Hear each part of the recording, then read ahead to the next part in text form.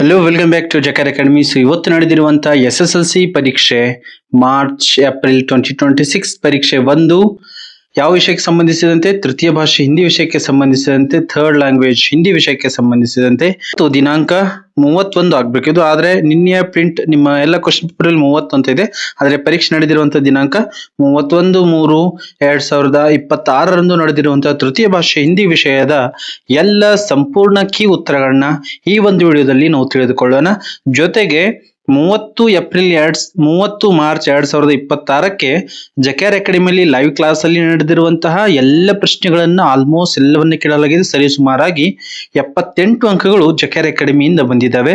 ಜೊತೆಗೆ ಅದರಲ್ಲಿ passing package ಜೊತೆಗೆ ಮತ್ತೆ ಹಲವಾರು ಸಾಹಿತ್ಯ PDF ಗಳನ್ನು ಕೊಟ್ಟಿದ್ರು, ಅದರಲ್ಲಿಂದ ಕೂಡ ನಿಮಗೆ ಅಂಕಗಳು ಲಭಿಸಿದ್ದಾವೆ. ಸೊ ಬನ್ನಿ ಅದರ ಒಂದು ಉತ್ತರವನ್ನ ನಾವು ನೋಡ್ತಾ ಸಾಗೋಣ. पहले प्रश्न केಳಲಾಗಿತ್ತು, निम्नलिखित प्रश्नों के लिए 4 उत्तर सुझाए गए हैं, सही विकल्प चुनकर लिखिए. 8 MCQ ಪ್ರಶ್ನೆಗಳನ್ನು ಕೇಳಲಾಗಿತ್ತು. ಮೊದಲನೇ ಪ್ರಶ್ನೆ ನೋಡೋದಾದ್ರೆ ಚढ़ना शब्द का विलोम रूप है ಅನ್ನುವಂತ ಕೇಳಿದ್ರು. सो आपके ऑप्शन से बढ़ाना, उतारना, ಉಠಾನ, ಛೋಟಾ. ಸೊ ಚಡನ ಅಂದ್ರೆ ಏರುವುದು, ಉತ್ತರಣ ಅಂದ್ರೆ ಇಳಿಯುವುದು, ಉತ್ತರಣ ಎನ್ನುವಂಥದ್ದು ಸರಿಯಾಗಿರುವಂತ ಉತ್ತರ. ಎರಡನೇ ಪ್ರಶ್ನೆ ನೋಡೋದಾದ್ರೆ ಮೋರ್ ಶಬ್ದ ಕಾ ಸ್ತ್ರೀಲಿಂಗ ಶಬ್ದ ಹೈ. ಸ್ತ್ರೀಲಿಂಗ ಯಾವ್ದಿದೆ? ಮೋರ್ ಎನ್ನುವಂಥದ್ದು ಪುಲ್ಲಿಂಗ ಆದ್ರೆ ಸ್ತ್ರೀಲಿಂಗ ಶಬ್ದ ಯಾವುದು ಎನ್ನುವಂಥದ್ದು ಆಪ್ಷನ್ ಎ ಮೋರಾ, ಮೀರಾ, ಮಯೂರ, ಮೋರ್ಣಿ ಎನ್ನುವಂಥದ್ದಿತ್ತು. ಸೊ ಸರಿಯಾಗಿರುವಂತ ಉತ್ತರ ಯಾವ್ದಿತ್ತು? ನಮ್ದು ಆಪ್ಷನ್ ಡಿ ಮೋರ್ಣಿ ಎನ್ನುವಂಥದ್ದು ಸರಿಯಾಗಿರುವಂತ ಉತ್ತರವಾಗಿತ್ತು. ಕೇಳಿದ್ರು ನಿಮ್ನಲಿಖಿತ್ ಮೆಸೆ ಬಹುವಚನ ಶಬ್ದವನ್ನ ಕೇಳಿದ್ರು, ಆಪ್ಷನ್ ಗಳನ್ನು ಕೊಟ್ಟಿದ್ರು ಪರದೆ, ಪಂಜಾ, ವಸ್ತು, ಘರ್. ಸೊ ಆಲ್ರೆಡಿ ನಾವೆಲ್ಲ ಡಿಸ್ಕಷನ್ ಮಾಡಿದ್ವಿ. ಎ ಕಾರ ಅಂತವನ್ನು ಸೂಚಿಸ್ತಾ ಇದ್ರೆ ಅದು ಬಹುವಚನ ಆಗ್ತದೆ. ಇಲ್ಲಿ ಸರಿಯಾಗಿರುವಂತ ಉತ್ತರ ಆಪ್ಷನ್ ಎ ಪರದೆ ಎನ್ನುವಂಥದ್ದು. ಪ್ರಶ್ನೆ 4 ನೋಡುವುದಾದ್ರೆ ಚಲನಾ ಶಬ್ದಕ ಪ್ರಥಮ ಪ್ರೇರಣಾರ್ಥ ಕ್ರಿಯಾರೂಪ ಅಂತ ಕೇಳಿದ್ರು, ಆಪ್ಷನ್ ನೋಡುವುದಾದ್ರೆ ಆಪ್ಷನ್ ಎ ಚಲನ, ಚಾಲ್. ಸೊ ಕೊನೆಯ ಅಕ್ಷರದ ಹಿಂದಿನ ಅಕ್ಷರ ಆ ಕಾರ ಅಂತಿತ್ತಂದ್ರೆ ಅದು ಪ್ರಥಮ ಪ್ರೇರಣಾರ್ಥಕ ಆಗ್ತದೆ. ಸೊ ಇಲ್ಲಿ ಚಲಾನ ಎನ್ನುವಂಥದ್ದು ಸರಿಯಾಗಿರುವಂತ ಉತ್ತರ. 5 देखेंगे, निम्नलिखित में से दीर्घ संधि के लिए उदाहरण. दीर्घ संधिಗೆ ಉದಾಹರಣೆಯನ್ನು ಕೊಟ್ಟಿದ್ರು, ಇಲ್ಲಿ ಸರಿಯಾಗಿರುವಂತ ಉತ್ತರ ನೋಡೋದಾದ್ರೆ ಆಪ್ಷನ್ ಮೊದಲಿಗೆ ನೋಡೋಣ. ಆಪ್ಷನ್ ಎ ಅತ್ಯಂತ. ಸೊ ಇದು ಆಗೋದಿಲ್ಲ, ಯಾಕಂದ್ರೆ ಎರಡನೇ ಅಕ್ಷರ ಏನಿದೆ ಯ ಜೊತೆಗೆ ಒತ್ತಕ್ಷರ ಇದೆ, ಹಾಗಿದ್ರೆ ಅದು ಬರೋದಿಲ್ಲ. ಶಿವಾಲಯ, ಶಿವ ಜಮ ಆಲಯ, ಶಿವಾಲಯ ಎರಡನೇ ಅಕ್ಷರ ದೀರ್ಘ ಇದೆ. ಸೊ ಶಿವಾಲಯ ಎನ್ನುವಂಥದ್ದು ಸರಿಯಾಗಿರುವಂತ ಉತ್ತರ. ಆಪ್ಷನ್ ಬಿ ಏನಿದೆ ಸರಿಯಾಗಿರುವಂತ ಉತ್ತರವಾಗಿತ್ತು. ಪ್ರಶ್ನೆ 6 ನೋಡೋದಾದ್ರೆ ಚೌರಾಹ ಶಬ್ದ ಮೇ ಸಮಾಸ ಎನ್ನುವಂತ ಕೊಟ್ಟಿದ್ದಾರೆ. ಚೌರಾಹ, ಚೌ ಅಂದ್ರೆ 4. ಸೊ 4 ಅಂಕಿಯನ್ನು ಸೂಚಿಸುತ್ತದೆ, ಹಾಗಾಗಿ ಅದು ಏದು ಆಗುತ್ತೆ? ಉತ್ತರ ಹೈ ಆಪ್ಷನ್ ಎ ದ್ವಿಗು ಸಮಾಸ ಆಗ್ತದೆ. ಪ್ರಶ್ನೆ 7 ನೋಡೋದಾದ್ರೆ ರಾಸ್ತೆ ಮೇ ಏಕ್ ತಾಲಾಬ್ ಮಿಲಾ ಎನ್ನುವಂತ ವಾಕ್ಯವನ್ನು ಕೊಟ್ಟಿದ್ರು, ವಾಕ್ಯ ಮೇ ಪ್ರಯುಕ್ತ ವಿರಾಮ ಚಿಹ್ನೆ ಅಂತ ಕೊಟ್ಟಿದ್ರು. ಸೊ ಈ ಒಂದು ವಿರಾಮ ಚಿಹ್ನೆ ನಮಗೆಲ್ಲರೂ ಗೊತ್ತಿರುವಂತದ್ದು ಆಪ್ಷನ್ ಡಿ ಪೂರ್ಣ ವಿರಾಮ. 8 देखेंगे, देश के प्रति ಇಲ್ಲಿ ಬರಬೇಕಾಗಿತ್ತು ಗೌರವ್ ಕಾ ಭಾವ ರಖನಾ ಬಿಟ್ಟು ಸರಿ ಇಲ್ಲಿ ಬರಬೇಕಾಗಿತ್ತು ಗೌರವ್ ಕಾ ಎನ್ನುವಂಥದ್ದು ಸರಿಯಾಗಿರುವಂತ ಉತ್ತರವಾಗಿತ್ತು. ಎಸ್ ಮುಖ್ಯ ಪ್ರಶ್ನೆ 2 ನೋಡಿದ್ರೆ ಪ್ರಥಮ 2 ಶಬ್ದों के अनुरूप तीसरे शब्द से संबंधित शब्द लिखिए ಅನ್ನೋದು ಕೇಳಿದ್ರು.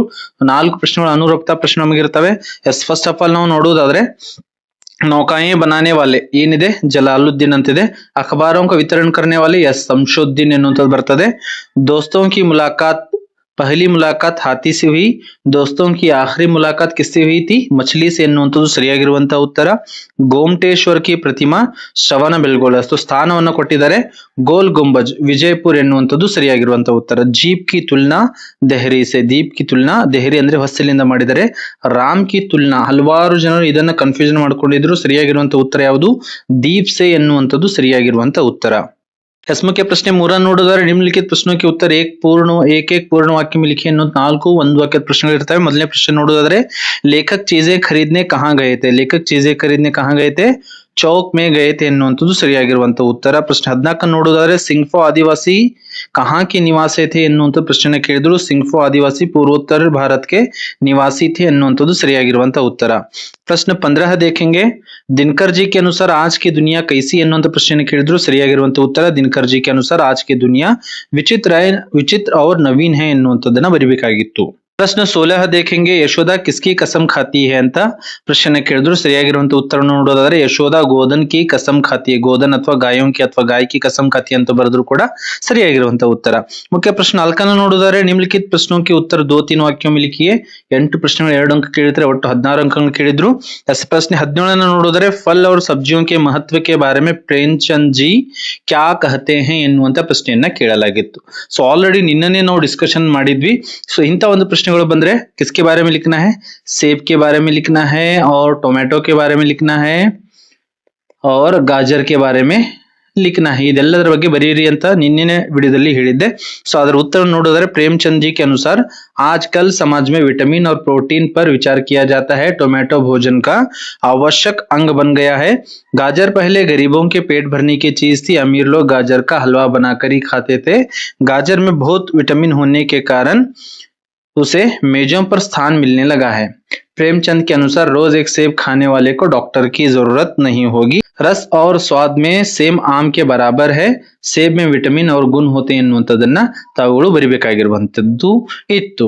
ಪ್ರಶ್ನೆ 18 ಇದನ್ನು ಒಂದು ಸ್ವಲ್ಪ ಟ್ವಿಸ್ಟ್ ಆಗಿ ಕೇಳಿದ್ರು ನೋಡ್ರಿ। STR ಮಾನಿಕಂ ನೆ ಬಾಲಕ್ ಕಲಾಂ ಕಿ ಕಿಸ್ ತರಹ ಮದದ್ ಕಿ ಎನ್ನುವಂತ ಪ್ರಶ್ನೆಯನ್ನ ಸ್ವಲ್ಪ ಪಾಠದ ನಡುವಿಂದ ಕೇಳಿದರೆ ಯಾರು ಸಂಪೂರ್ಣವಾಗಿ ಓದಿದಿರಾ ಅದನ್ನ ಆನ್ಸರ್ ಅನ್ನ ಮಾಡಿದ್ದೀರಾ।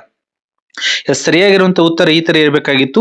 STR मनिकम एक उग्र राष्ट्रवादी थे जिनके पास अपना एक निजी लाइब्रेरी अथवा पुस्तकालय था। उन्होंने बालक कलाम को हमेशा पुस्तकें पढ़ने के लिए प्रोत्साहित किया और किताबें दी ಎನ್ನುವಂತದನ್ನ ಬರಿಬೇಕಾಗಿತ್ತು। ಪ್ರಶ್ನೆ 19 ನೋಡೋದಾದ್ರೆ परसाई जी ने मंत्री जी को क्या समझा ಎನ್ನುವಂತ ಪ್ರಶ್ನೆಯನ್ನು ಕೇಳಲಾಗಿತ್ತು। Already discussion ಮಾಡಿದಿತ್ತು।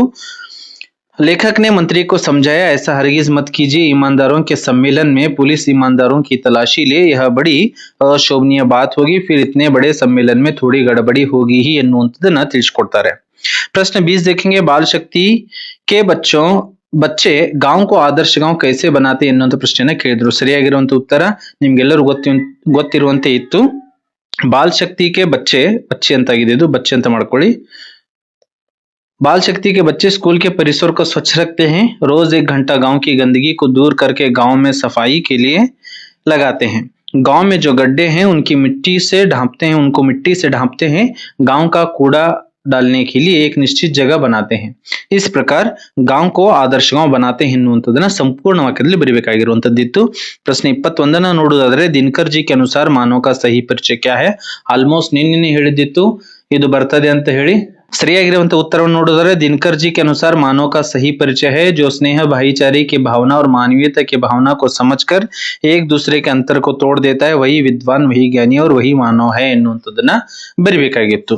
प्रश्न 22 देखेंगे कृष्ण बलराम के साथ खेलने क्यों नहीं जाना चाहता ಎನ್ನುವಂತ ಪ್ರಶ್ನೆಯನ್ನ ಕೇಳಲಾಗಿತ್ತು। ಆಲ್ರೆಡಿ ಹಲವಾರು ಬಾರಿ ಇದನ್ನ ಡಿಸ್ಕಷನ್ ಮಾಡಲಾಗಿತ್ತು। ಸರಿಯಾಗಿರುವಂತ ಉತ್ತರವನ್ನು ನೋಡಿದರೆ बलराम कृष्ण को यह कहकर चिढ़ाता है कि तुम्हें यशोदा ने जन्म नहीं दिया बल्कि मोल लिया गया है क्योंकि नंद और यशोदा तो गोरे हैं तुम काले हो। इसी गुस्से के कारण बलराम कृष्ण के साथ खेलने नहीं जाता ಎನ್ನುವಂತ ಉತ್ತರವನ್ನ ತಾವುಗಳು ಬರಿಬೇಕಾಗಿತ್ತು। ಪ್ರಶ್ನೆ 23 ಪೂರಕ ವಾಚನದಿಂದ ಕೇಳ್ತಾ ಇದ್ದಾರೆ। ಪ್ರತಿ ಸಲ ಅದೇ ಕೇಳ್ತಾರೆ। ಈ ಸಲ शनि एक अत्यंत ठंडा ग्रह है क्यों ಎನ್ನುವಂತ ಪ್ರಶ್ನೆ ಕೇಳಲಾಗಿತ್ತು। ಸರಿಯಾಗಿರುವಂತ ಉತ್ತರ शनि सूर्य से बहुत दूर है जिसके कारण वहां बहुत कम सूर्यताप पहुंचता है। वहां का तापमान शून्य के नीचे 150 डिग्री सेंटीग्रेड के आसपास रहता है इसलिए शनि अत्यंत ठंडा ग्रह ಎನ್ನುವಂತದನ್ನ ತಾವುಗಳು ಬರಿಬೇಕಾಗಿತ್ತು।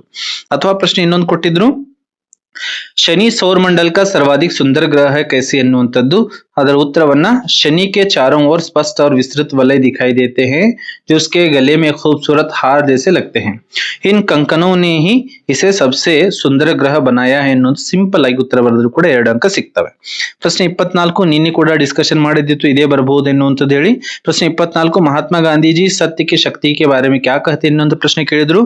ಸರಿಯಾಗಿರುವಂತ ಉತ್ತರ महात्मा गांधी के अनुसार सत्य एक विशाल वृक्ष है उसका जितना आदर किया जाता है उसमें उतने ही फल लगते हैं और उनका कभी अंत नहीं होता ಎನ್ನುವಂತದ್ದು ತಾವುಗಳು ಬರಿಬೇಕಾಗಿತ್ತು। ಅಥವಾ ಇನ್ನೊಂದು ಪ್ರಶ್ನೆ ಕೇಳಿದ್ರು सलमा ने प्रकृति के बारे में क्या कहा ಎನ್ನುವಂತ ಪ್ರಶ್ನೆಯನ್ನ ಕೇಳಲಾಗಿತ್ತು। ಸರಿಯಾಗಿರುವಂತ ಉತ್ತರವನ್ನ ನೋಡಿದರೆ सलमा ने कहा कि प्रकृति हमारी माता है इसलिए हमें प्राकृतिक संसाधनों का अपव्यय नहीं करना चाहिए और पर्यावरण को स्वच्छ रखना हमारा दायित्व है ಎನ್ನುವಂತದನ್ನ ಅವಳು ಹೇಳ್ತಾಳೆ। यस मुख्य प्रश्न 5 देखेंगे। निम्नलिखित प्रश्नों के उत्तर 3-4 वाक्यों में लिखिए। 9 प्रश्न पूछे गए थे 3 अंकों के लिए। कुल मिलाकर हमें यहाँ से आते हैं कितने अंक आते हैं? कुल मिलाकर हमें यहाँ से आते हैं 27 अंक। 27 ಅಂಕಗಳು ಇಲ್ಲಿಂದ ಬರ್ತಾ ಇದ್ದು। ಸೊ ಇದನ್ನು ಕೂಡ ಬಹಳಷ್ಟು ಈಸಿಯಾಗಿ ಕೇಳಿದ್ರು। प्रश्न 25 है गिल्लू के कार्यकलाप के बारे में लिखिए। निन्ने ನಾನು ಹೇಳಿದ್ದೆ। उत्तर देखेंगे गिल्लू लेखिका का ध्यान अपनी ओर आकर्षित करने के लिए उसके पैर तक आकर सर से पर्दे पर चढ़ जाता फिर उसे तेजी से नीचे उतरता।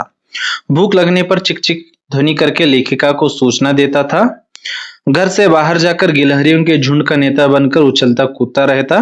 ठीक 4 बजे घर लौटकर अपने झूले में झूलता।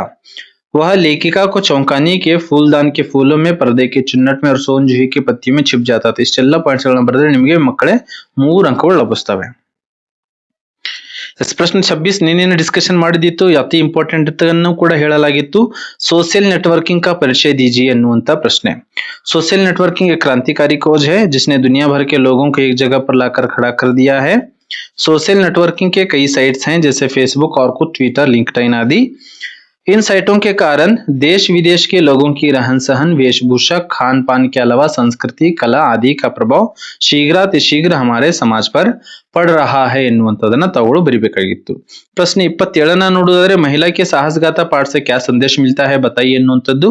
इस पाठ से यह संदेश मिलता है कि दृढ़ निश्चय और साहस के बल पर महिलाएं दुनिया का कठिन से कठिन कार्य भी कर सकती हैं. बिछेंद्री पाल की सफलता में कठिनाइयों से न डरने और अपने लक्ष्य की प्राप्ति को समर्पित करने की प्रेरणा देती है.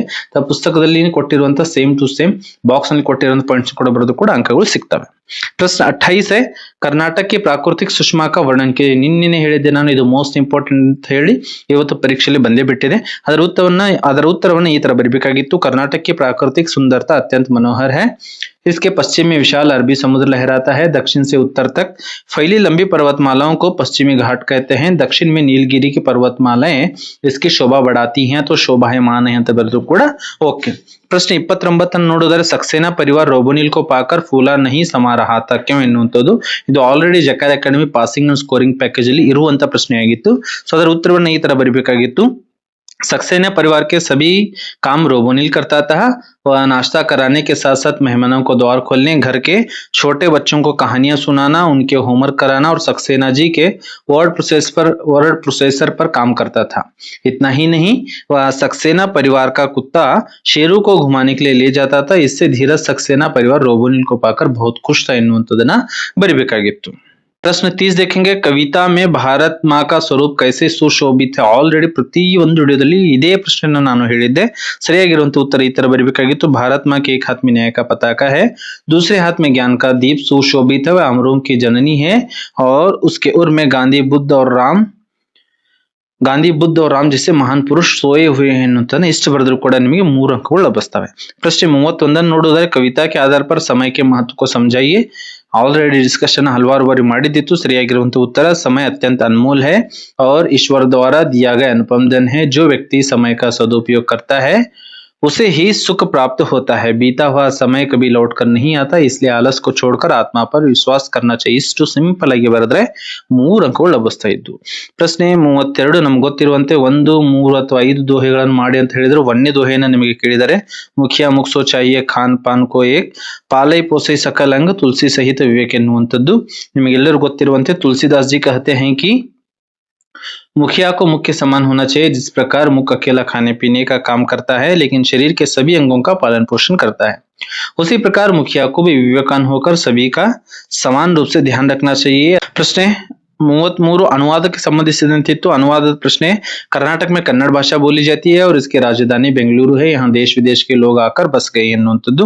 ಕನ್ನಡದಲ್ಲಿ ಅನುವಾದ ನೋಡಿದ್ರೆ ಕರ್ನಾಟಕದಲ್ಲಿ ಕನ್ನಡ ಭಾಷೆಯನ್ನು ಮಾತನಾಡುತ್ತಾರೆ ಮತ್ತು ಅದರ ರಾಜಧಾನಿ ಬೆಂಗಳೂರು, ದೇಶ ಮತ್ತು ವಿದೇಶಗಳಿಂದ ಜನರು ಇಲ್ಲಿ ಬಂದು ನೆಲೆಸಿದ್ದಾರೆ ಎನ್ನುವಂಥದ್ದು. ಇಂಗ್ಲಿಷ್ ಅಲ್ಲಿ ನೋಡಿದರೆ Kannada language is spoken in Karnataka and its capital is Bengaluru. People from across the country and abroad have come to settle here ಎನ್ನುವಂಥದ್ದನ್ನ ಕಮ್ ಅಂಡ್ ಸೆಟಲ್ ಹಿಯರ್ ಅನ್ನೋಂತ ಬರಿಬೇಕಾಗಿತ್ತು. ಇನ್ನು ಮುಖ್ಯ ಪ್ರಶ್ನೆ 6 ನೋಡುವುದಾದ್ರೆ 4 ಅಂಕದ 2 ಪ್ರಶ್ನೆಗಳನ್ನು ಕೇಳಿದ್ರು. ಆಲ್ರೆಡಿ ನಮಗೆ ಗೊತ್ತಿರುವಂತೆ ಬಸಂತ್ एक ईमानदार स्वाभिमानी लड़का है कैसे स्पष्ट कीजिए. सो ಈ ಪಾಯಿಂಟ್ಸ್ ಗಳು ನಿಮ್ಮ ಉತ್ತರದಲ್ಲಿ ಇದ್ರೆ ನಿಮಗೆ 4 ಅಂಕಗಳು ಸಿಗ್ತವೆ. बसंत एक गरीब शरणार्थी लड़का था और बाजार में दिया, सलाई, छलनी आदि चीजें बेचता था. पंडित राजकिशोर से मुफ्त में 2 पैसे नहीं लेता, मुफ्त मिले पैसों को भीख समझता था. प्रताप को राजकिशोर के पैसे लौटाने भेजता ಎನ್ನುವಂತ ಈ ಪಾಯಿಂಟ್ಸ್ ಗಳು ಮುಖ್ಯವಾಗಿ ಇರಬೇಕು. ಇದನ್ನು ಪ್ಯಾರಾಗ್ರಾಫ್ ರೂಪದಲ್ಲಿ ಬರೆದ್ರೆ ಬಹಳಷ್ಟು ಚೆನ್ನಾಗಿರುತ್ತೆ. पंडित राजकिशोर के मानवीय व्यवहार का परिचय दीजिए. ಇದು ಕೂಡ 2 ಪ್ರಶ್ನೆ ಅಂತ ಫಿಕ್ಸ್ ಇದ್ದಿದ್ದು ನಮಗೆಲ್ಲರಿಗೂ ಗೊತ್ತಿತ್ತು. पंडित राजकिशोर मजदूरों के नेता थे और गरीबों के प्रति दयालु थे. उन्होंने बसंत की मदद के लिए उसे बिना जरूरत के छलनी खरीदी. जब उन्हें पता चला कि बसंत घायल हो गया है तो स्वयं उसके घर गए, डॉक्टर को बुलाया और उसके इलाज का पूरा भार उठाया. इस प्रकार हम पंडित राजकिशोर के मानवीय व्यवहार का परिचय प्राप्त कर सकते हैं. सो नमಗೆಲ್ಲರಿಗೂ पद्य ಅಂತೂ ಗೊತ್ತೇ ಇದೆ. असफलता एक चुनौती, इसे स्वीकार करो, क्या कमी रह गई देखो और सुधार करो, जब तक न सफल हो नींद चैन को त्यागो तुम, ಸಂಘರ್ಷ ಕಾ ಮೈದಾನ್ छोड़कर मत भागो तुम. ಇಷ್ಟು 4 ಸಾಲು ಬರೆದ್ರೆ 4 ಅಂಕಗಳು ನಿಮಗೆ ಲಭಿಸ್ತಾ ಮುಖ್ಯ ಪ್ರಶ್ನೆ ಸಾಥ್ ದೇಖೆಂಗೆ ಪ್ಯಾಸೇಜ್ ಅನ್ನು ಕೊಟ್ಟಿದ್ರು. ಈ ಪ್ಯಾಸೇಜ್ ಅನ್ನು ಓದ್ಕೊಂಡು ಬರಿಬೇಕಾಗಿರುವಂತದ್ದು. ಪ್ರಶ್ನೆ ಡೈರೆಕ್ಟ್ ನೋಡ್ತಾ ಹೋಗೋಣ. ಭಾರತ್ कैसा देश है? भारत एक कृषि प्रधान देश है. भारत के लोग किस पर निर्भर हैं? भारत के अधिकांश लोग खेती पर निर्भर हैं. मानसून की बारिश क्यों महत्वपूर्ण है? भारत में खेती के लिए मानसून की बारिश बहुत महत्वपूर्ण है. ಕಿಸಾನ್ ಫಸಲ್ ಕೈಸೆ ಉಗಾತೆ ಹೈ? ಕಿಸಾನ್ ಅಪ್ನಿ ಮೆಹನತ್ ಸೆ ಫಸಲ್ ಉಗಾತೆ ಎನ್ನುವಂಥದ್ದು. ಸೊ ನಿಬಂಧವನ್ನ ನೋಡೋದಾದ್ರೆ 3 ನಿಬಂಧವನ್ನು ಕೊಟ್ಟಿದ್ರು. ನಾವು ಆಲ್ರೆಡಿ ಹೇಳಿದ್ವಿ ಇಂಟರ್ನೆಟ್ ಕ್ರಾಂತಿ, ಜನಸಂಖ್ಯೆ ಅಥವಾ ಕರ್ನಾಟಕ ಮಹತ್ವ ಅದನ್ನ ಮಾಡ್ರಿ ಅನ್ನೋದು. ಸೊ ಇಲ್ಲಿ ಕರ್ನಾಟಕ ಮಹತ್ವ ಅಂತ ಕೊಟ್ಟಿಲ್ಲ, ಇಂಟರ್ನೆಟ್ का योगदान ಕೊಟ್ಟಿದ್ದಾರೆ. पर्यावरण प्रदूषण ಕೊಟ್ಟಿದ್ರು, समय का ಮಹತ್ವ ಕೊಟ್ಟಿದ್ದಾರೆ, ಹಾಗೂ ಇಂಟರ್ನೆಟ್ का योगदान. ಇದಂತೂ ಆಲ್ರೆಡಿ ಫಿಕ್ಸ್ ಆಗಿ ಮಾಡ್ರಿ ಅನ್ನೋದು ನಾವು ಹೇಳಿದ್ವಿ. ಸೊ ಇಲ್ಲಿ ನಿಮ್ ಸ್ಕ್ರೀನ್ ಮೇಲೆ ಡಿಸ್ಪ್ಲೇ ಆಗ್ತಾ ಇರುತ್ತೆ, ಅದನ್ನ ತಾವುಗಳು ಒಂದ್ಸಲ ಬೇಕಿದ್ರೆ ಸ್ಕ್ರೀನ್ ಶಾಟ್ ನ ತೆಗೆದುಕೊಳ್ಬಹುದು. ಈ ತರ ತಾವುಗಳು ಸಿಂಪಲ್ ಆಗಿ ಆನ್ಸರ್ ಗಳನ್ನ ನಿಬಂಧವನ್ನ ಬರಿಬಹುದಾಗಿತ್ತು. पर्यावरण ಪ್ರದೂಷಣದ ಬಗ್ಗೆ ಇದೆ, समय का ಮಹತ್ವದ ಬಗ್ಗೆನೂ ಕೂಡ ಇದೆ. ಎಸ್ ನೆಕ್ಸ್ಟ್ ಇಂಟರ್ನೆಟ್ ಕಾ ಯೋಗದಾನ್, ಇದರ ಬಗ್ಗೆನೂ ಕೂಡ ಹಲವಾರು ಜನ ಬರ್ದಿದ್ದೀರಾ ಅಂತ ನಾನು ಅನ್ಕೊಂತೀನಿ. ಎಸ್ ಪ್ರಶ್ನೆ 10 ನೋಡುವುದಾದ್ರೆ ನಿಮ್ನಲಿಖಿತ ವಿಷಯಕ್ಕೆ ಬಾರೆ ಮೇ ಪತ್ರ ಲಿಖಿ ಅನ್ನುವಂಥದ್ದನ್ನ ಕೇಳಿದ್ರು. ಒಂದು ಪತ್ರವನ್ನು ನಾವು ಬರಿಬೇಕಾಗಿತ್ತು. ಚುಟ್ಟಿ ಪತ್ರನೂ ಕೂಡ ಕೇಳಿದ್ರು. 2000 ರೂಪಾಯಿ ಮಾಂಗತೆ ಪಿತಾಕೆ ನಮ್ಮ ಪತ್ರನೂ ಕೂಡ ಕೇಳಿದ್ರು. ನಾವು ಆಲ್ಮೋಸ್ಟ್ ಯಾವ್ದು ಪ್ರಾಕ್ಟೀಸ್ ಮಾಡಿದೀವಿ? ಎಸ್ ಯಾವುದು ಚುಟ್ಟಿ ಪತ್ರನ ಪ್ರಾಕ್ಟೀಸ್ ಮಾಡಿದ್ವಿ. ಇಲ್ಲಿ ಮೊದಲಿಗೆ ಪ್ರೇಷಕ್ ಅಂತ ಬರಿಬೇಕು. ಅಬಕ 10वीं कक्षा ಸರ್ಕಾರಿ ಹೈಸ್ಕೂಲ್, ನಿಮ್ಮ ಶಾಲೆ ಹೆಸರು ಬೆಳಗಾವಿ. ಸೇವಾ ಮೇ ಪ್ರಧಾನ ಅಧ್ಯಾಪक महोदय को लिखना है. सरकारी हाई स्कूल आपका स्कूल का नाम लिखना है, और यहाँ पर स्थान यहाँ ऊपर आना चाहिए था. ಆದರಣೀಯ ಮಹೋದಯ ಈ ತರ ಪತ್ರವನ್ನ ಬರಿಬೇಕಾಗಿತ್ತು. ಸೊ ಇದಾಗಿತ್ತು ಸಂಪೂರ್ಣವಾಗಿ 80ಕ್ಕೆ 80 ಅಂಕಗಳ ಒಂದು ಕೀ ಆನ್ಸರ್. ಸೊ ಇದನ್ನ ಯಾರೆಲ್ಲ ಇಷ್ಟು ಪಾಯಿಂಟ್ಸ್ ಗಳನ್ನ ಬರೆದಿದ್ದೀರಿ ಅವರಿಗೆಲ್ಲರಿಗೂ ಔಟ್ ಅಂಕಗಳು ಔಟ್ ಅಂದ್ರೆ 80ಕ್ಕೆ 80 ಅಂಕಗಳು ನಿಮಗೆ ಸಿಗ್ತವೆ. ಸೊ ಈ ಒಂದು ವಿಡಿಯೋ ನಿಮ್ಗೆ ಇಷ್ಟ ಅನ್ಸಿದ್ರೆ ಇದನ್ನ ಶೇರ್ ಮಾಡಿ, ಹಾಗೂ ಜಕಾರ ಅಕಾಡೆಮಿನ ತಪ್ಪದೆ ಸಬ್ಸ್ಕ್ರೈಬ್ ಮಾಡಿ. ಮತ್ತೆ ಇಂಥ ಎಜುಕೇಶನಲ್ ವಿಡಿಯೋಗಳಿಗಾಗಿ ಜಕಾರ ಅಕಾಡೆಮಿನ ತಪ್ಪದೆ ಫಾಲೋ ಮಾಡಿ. ಮತ್ತೆ ನಾವು ಭೇಟಿಯಾಗೋಣ ಮುಂದಿನ ವಿಡಿಯೋದಲ್ಲಿ. ಜೈ ಹಿಂದ್.